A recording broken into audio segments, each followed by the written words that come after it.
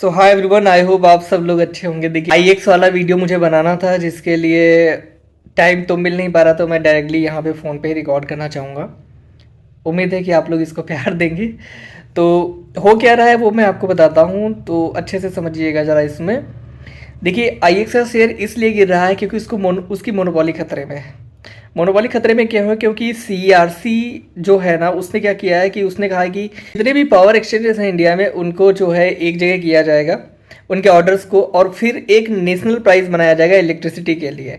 ठीक है। इससे क्या होगा कि IX का जो साम्राज्य है ना, वो खतरे में। अभी क्या है कि IX के पास जो मार्केट शेयर है वो 85 से 95% के आसपास है, और अगर तीनों इक्वल हो जाएंगे तो ये 33% के आसपास बचेगा। तो इससे क्या होगा, कंपनी को प्रॉफिट कम होगा।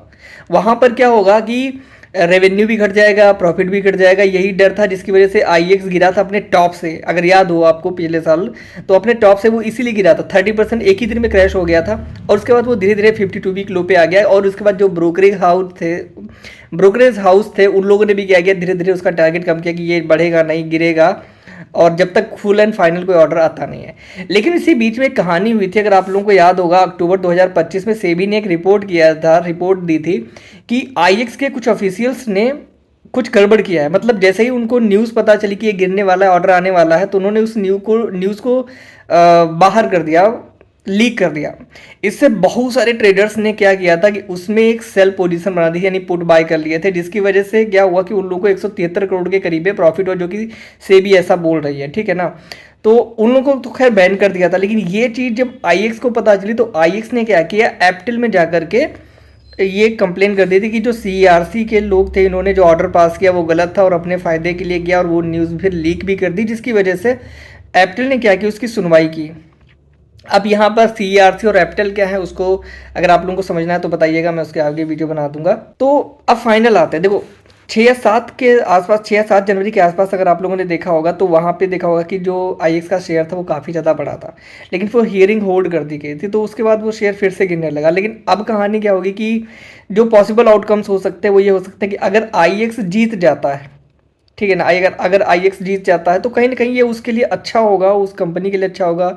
जो उसके बाद मार्केट शेयर है वो ऑलरेडी उसके पास रहेगा, और उसकी प्रॉफिटेबिलिटी बढ़ेगी, तो ऑफकोर्स शेयर में उछाल देखने को मिल सकता है।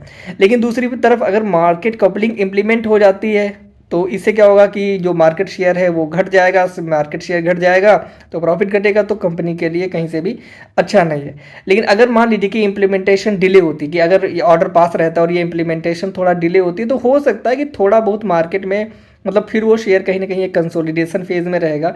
मे भी कोई न्यूज़ आई या अच्छा रहा तो बढ़ा, अदरवाइज वो लगभग लगभग फिर इक्वल होगा, जब तक कुछ नई चीज़ें कंपनी नहीं करती है। ठीक है ना।